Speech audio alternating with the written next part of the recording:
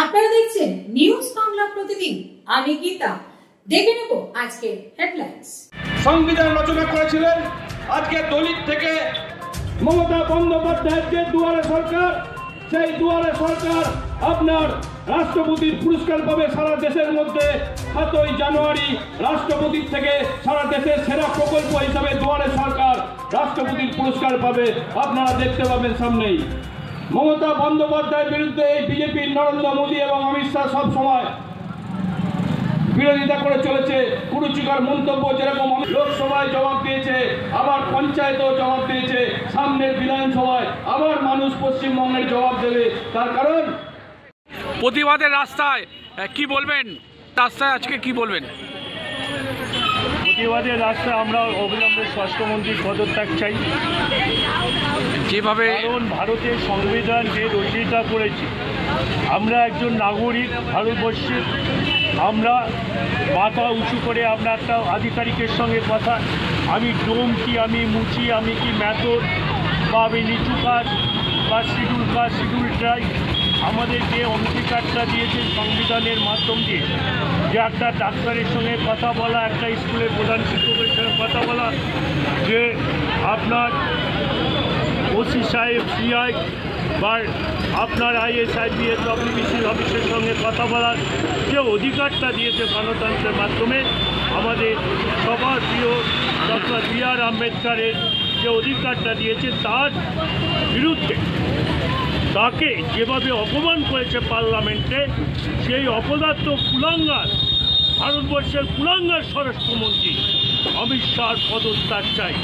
এবং যতক্ষণ না অন্যায় স্বীকার করবে, যতক্ষণ না পদত্যাগ করবে, আমাদের আন্দোলন আমরা চালিয়ে যাব। এদিকে বৃহত্তম আন্দোলনে নামছেন আপনারা? আমাদের নেত্রী যে কাজটা করেন সেটা করে দেখেন। নেত্রী যতক্ষণ আন্দোলন করতে বলবেন ততক্ষণ আমরা আন্দোলন করব। এক দেশ এক ভোট কি বলবেন? দেখুন, এক দেশ এক ভোট হলে আম্বেদকর অমর রহে। অভিষেক বন্দ্যোপাধ্যায় লড়াই লড়াই লড়াই চাই, লড়াই লড়াই লড়াই চাই। এই লড়াইয়ের নেত্রীকে বিজেপি হটাও, বিজেপি হটাও। অবিলম্বে অমিত শাহর পদত্যাগ করতে হবে, অবিলম্বে স্বাস্থ্যমন্ত্রী অমিত শাহর পদত্যাগ করতে হবে, অবিলম্বে নরেন্দ্র মোদীর পদত্যাগ করতে হবে, অবিলম্বে প্রধানমন্ত্রী নরেন্দ্র মোদীর পদত্যাগ করতে হবে, অবিলম্বে অমিত শাহর পদত্যাগ করতে হবে। এই অমিত ব্যবসায়ের অমিত শাহর কাল বাহানা মানছি না, মানব না। অমিত শাহের নোংরামি মানছি না, মানব না। এই ডক্টর বি.আর. আম্বেদকরের প্রতি কুরুচিকর মন্তব্য করা হলো কেন? অমিত শাহ যাও। এই বি.আর. আম্বেদকরের উপর কুরুচিকর মন্তব্য করা হলো কেন? অমিত শাহ যাও। অবিলম্বে অমিত শাহর পদত্যাগ করতে হবে এবং কেন্দ্রীয় স্বরাষ্ট্রমন্ত্রী অমিত শাহর পদত্যাগ করতে হবে। লড়াই লড়াই লড়াই চাই, লড়াই লড়াই লড়াই চাই। এই লড়াইয়ের নেত্রীকে, এই লড়াইয়ের নেত্রীকে বন্দে মাতরম। তৃণমূল কংগ্রেস, মমতা বন্দ্যোপাধ্যায়, অভিষেক বন্দ্যোপাধ্যায়।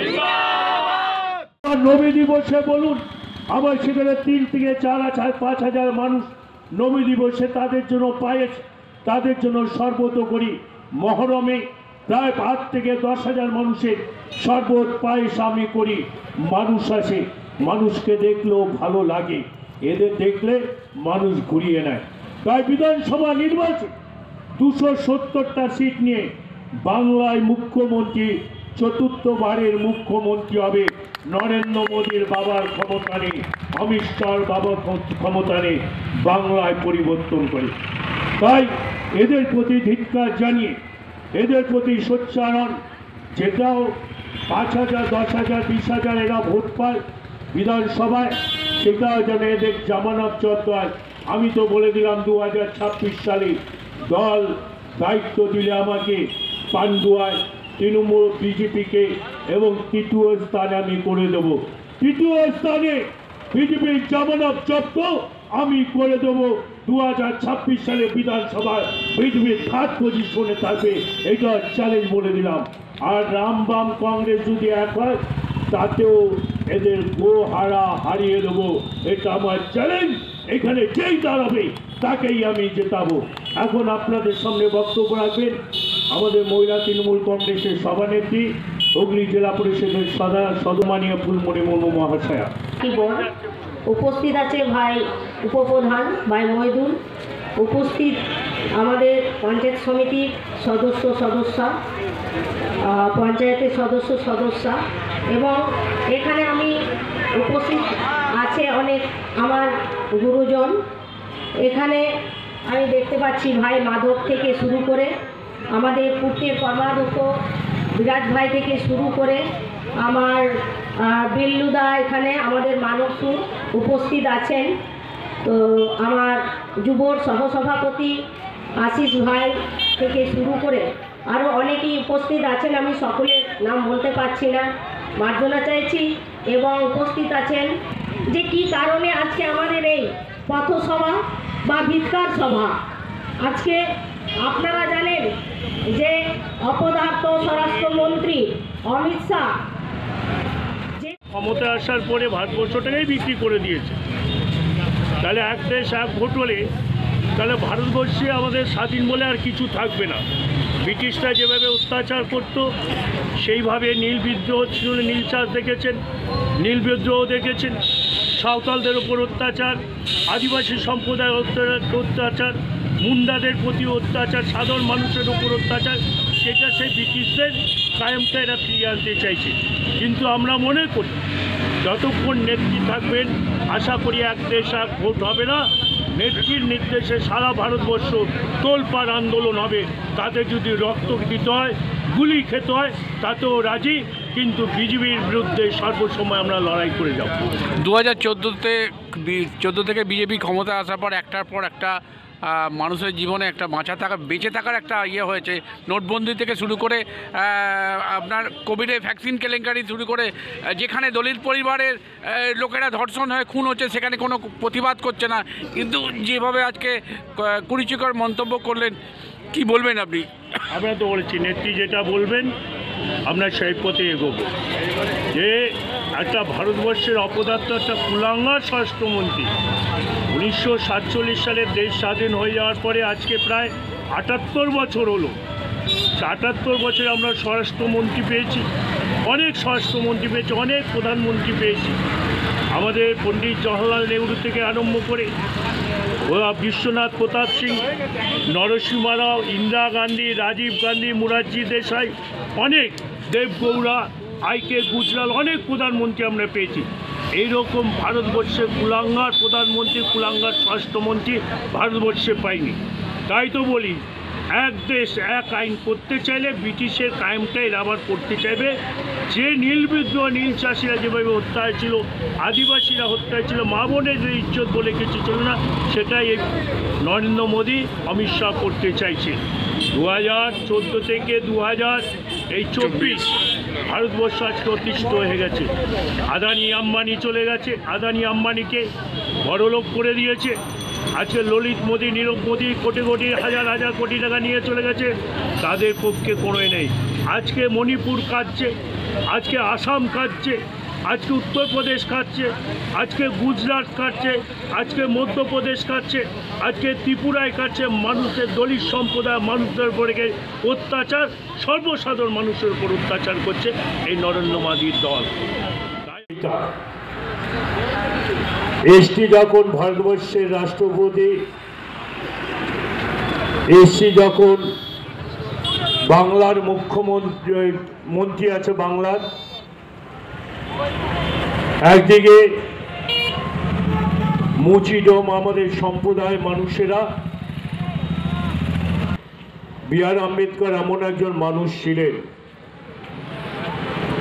যখন স্কুলে তাকে বসতে দিত না, সে সাইডে দাঁড়িয়ে মাস্টারমশাই কি পড়াচ্ছেন সেই কথা শুনে শুনে তিনি পড়াশুনো শিখেছেন। খেলাধুলায় যখন করতে গেছে তাকে খেলতে নেয়নি, তিনি একা একা খেলেছেন। লড়াই সংগ্রাম করে যে ভারতবর্ষের একটাই জাতি থাকবে, সে হচ্ছে মানব জাতি। ধর্ম যার যার উৎসব সবার। যখন আদিবাসী সম্প্রদায় মানুষদের করম পূজা,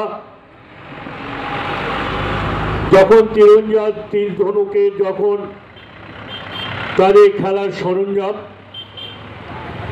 সেখানেও আমরা হাজির হই। যখন একটা মুসলিম সম্প্রদায় মানুষের বিয়ে অনুষ্ঠানই হোক, মুসলমানই হোক, মহরম উৎসব হোক, বা আপনার নবী দিবস হোক, আমরা সবাই সেখানে সামিল হই।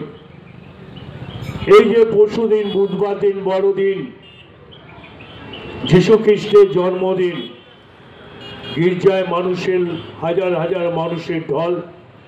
সেখানে কেউ দেখে না সে হিন্দু কি মুসলমান, সে খ্রিস্টান কি জৈন। সবাই আমরা ঐক্যবদ্ধভাবে আমরা সম্মিলিত হই। আমাদের পান্ডুয়া কালী পুজোই বলুন, বাংলার দুর্গা পুজোই বলুন, যেরকম ববি হাকিমের মতো মানুষেরা দুর্গা পুজো করে, আবার এই গরুহাটে ইউনিয়নের বাবু, শেখ বাবু সভাপতি, তিনি বিশ্বকর্মা পুজো করেন তার ছেলেদের নিয়ে। তখন আমরা বলি না সে মুসলমান কেন বিশ্বকর্মা পুজো করছে, ববি হাকিম মুসলিম সম্প্রদায় মানুষ কেন তিনি দুর্গা পুজো করছেন, সেই নীতিটা আমাদের শেখায়নি, সেই জাতি ভেদাভেদ আমাদের শেখায়নি। আমরা মানুষ জাতি, যারা জাতি ধর্ম নিয়ে ভারতবর্ষে যারা লড়াই করছেন, তারা একদিন ভারতবর্ষ থেকে বিলুপ্ত হয়ে যাবে। আপনারা দেখেছেন রাম মন্দির নিয়ে যেভাবে উৎকণ্ঠার মাধ্যম দিয়ে একটা মসজিদকে ধ্বংস করে, সেখানে বাবরি মসজিদ ধ্বংস করে সেখানে রাম মন্দির করেছেন। এলাকার ওখানে অনেক হিন্দু মানুষও আছেন, 70% হিন্দু মানুষ লোকসভা নির্বাচনে দেখিয়ে দিয়েছে ওখানে হিন্দুত্বই শেষ। কথা বলবে না, মত বলে দেবে না, আপনার রুচি খানা পরকার রুচি পড়না যাবে না। এই গণতন্ত্র দেশে নরেন্দ্র মোদীর বাবা কেন অমিত শাহর বাবা ঠিক করে দেবে না। গণতন্ত্রের মাধ্যমে চলবে ভারতবর্ষে। আমরা যেরকম শিক্ষিত, আমরা জানেন যে 34 বছর বিরাজ বলছিল বামফ্রন্ট সরকার, আদিবাসী সম্প্রদায়ের মানুষদের উপর অত্যাচার করত। আদিবাসী সম্প্রদায় পাঠন ভোট তুলে দিয়েছিল। আমাদের সরকার 11 সালে আসার পরে বেলপাহাড়িতে কেউ যদি যান, জঙ্গলমহলে থেকেও যদি যান, পাহাড় থেকে সমতলে আদিবাসী উপত্যকা এলাকায় দেখবেন আদিবাসী সম্প্রদায় মানুষেরা এখন সসম্মানে বেঁচে আছেন। যেখানে আদিবাসী সম্প্রদায় মানুষেরা পিঁপড়ের ডিম খেয়ে বেঁচে থাকত, আমাদের সরকার আসার পরে বেলপাহাড়ির মতো জায়গা, জঙ্গলমহলের মতো জায়গায় আদিবাসী সম্প্রদায়ের পরিবারেরা আজকে শিক্ষায় শিক্ষিত, উচ্চশিক্ষাতে তারা অর্জন করেছেন। ভারতবর্ষের রাষ্ট্রপতি দ্রৌপদী মুর্মু আদিবাসী সম্প্রদায় মানুষ। আবার আমাদের এখানে ছিল আপনার বীরবাহা হাসদা, বাংলার মন্ত্রী, তিনিও আদিবাসী সম্প্রদায়ের মানুষ। আবার যখন বাংলায় সিদ্দিকুল্লাহ চৌধুরী যখন গ্রন্থাগার মন্ত্রী, সংখ্যালঘু সেলের চেয়ারম্যান, আবার সেই রকম ববি হাকিম নগর উন্নয়নের মেয়র এবং নগর উন্নয়নের মন্ত্রী, তিনিও একটা মুসলিম সম্প্রদায়। আবার সেরকম এসসি সম্প্রদায় মানুষকে তারা সেখানে মন্ত্রীও করেছেন। আসিম মাঝির মতো মানুষকে বন দপ্তরের কর্মদক্ষও করেছেন, আবার মন্ত্রীও করেছেন। সেরকমও আমাদের বাঙালিরা সেখানেও মন্ত্রিত্ব আছে। আমাদের বাঙালিদের কোনো জাতি ভেদাভেদ নেই। আমাদের হিন্দু ও মুসলমানদের মধ্যে কোনো জাতি ভেদাভেদ নেই, আমরা একে মানুষের পরিপূরক। যারা পার্লামেন্টে যে ভারতবর্ষের সংবিধান রচয়িতা করেছে, যারা ভারতবর্ষের জন্য দেশ স্বাধীন করবার জন্য নেত্রী যতক্ষণ বলবেন আমরা ততক্ষণ লড়াই করব, যতক্ষণ জীবন আছে ততক্ষণ জীবন দিয়ে লড়াই করব।